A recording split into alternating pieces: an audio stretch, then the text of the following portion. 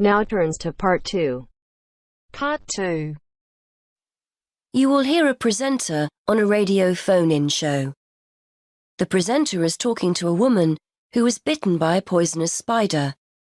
First, you have some time to look at questions 11 to 15.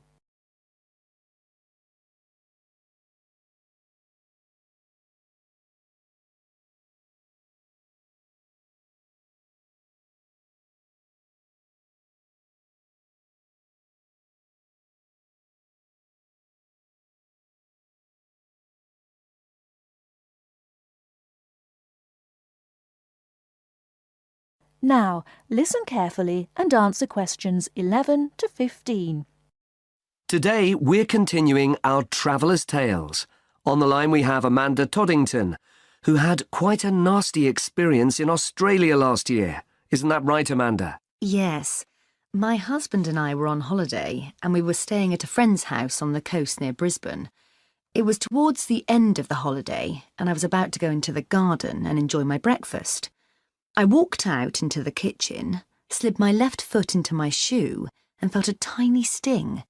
It was pretty painless, but I shook the shoe off my foot and saw this tiny spider running out as the shoe hit the wall. Anyway, not being an expert, I presumed the worst, that I'd been bitten by something that was going to kill me, and I completely lost control. I don't think I've ever screamed so much in all my life. We'd been told beforehand to always check our shoes before putting them on, as it's a common way to get bitten. So I suppose it was my own fault, really. So what was it that had bitten you? Tony, that's our Australian friend, he immediately asked me if I knew what had bitten me, and I pointed to the corner of the room where I'd last seen the spider. He picked up a jar and found the creature in the corner where the shoe had hit the floor. "It's a redback," he said, and he gently placed the jar over the spider. The funny thing was, we'd been talking about some of the creatures we needed to be careful of a few days previously, and as he said the name redback, the conversation came flooding back to me. In particular, the fact that the bite can be extremely painful.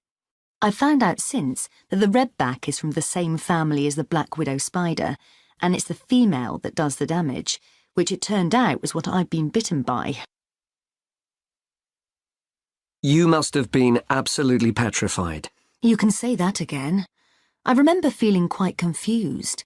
I wasn't in a great deal of pain to begin with, and yet I could see from our friends' faces that they were concerned.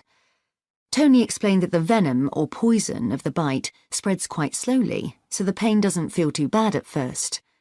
Gwen, Tony's wife, brought an ice pack, and Tony held it against the bite to make it less painful. Apparently, you're not supposed to put a bandage on the area, as this can make it hurt even more. Tony tried to put my mind at rest by explaining that this was quite a common bite, that the hospital would have an anti-venom, and that everything would be okay. But I was beginning to panic. We were flying back to the UK the next day, and I really didn't know what to do. Before you hear the rest of the talk, you have some time to look at questions 16 to 20.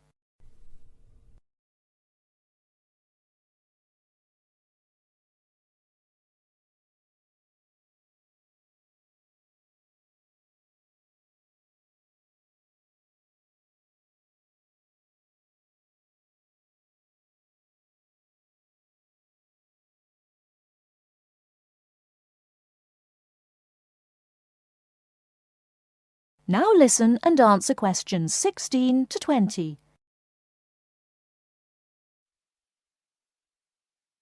So what did you do?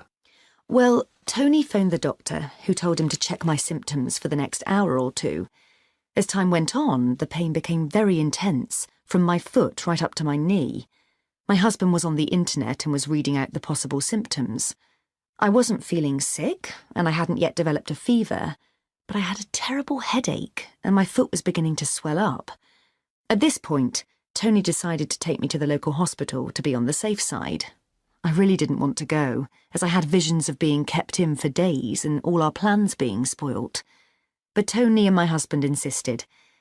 When we got to the hospital, I was relieved to see how casual everyone was when Tony explained I'd been bitten by a redback spider. They told me to take a seat and got on with their work.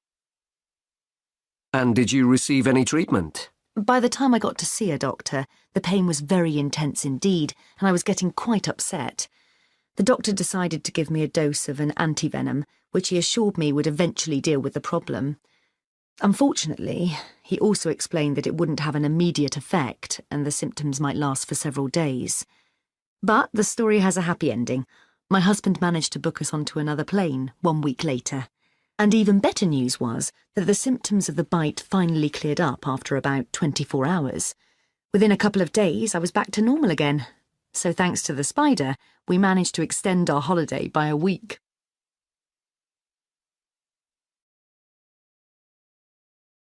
That is the end of Part 2. You now have half a minute to check your answers.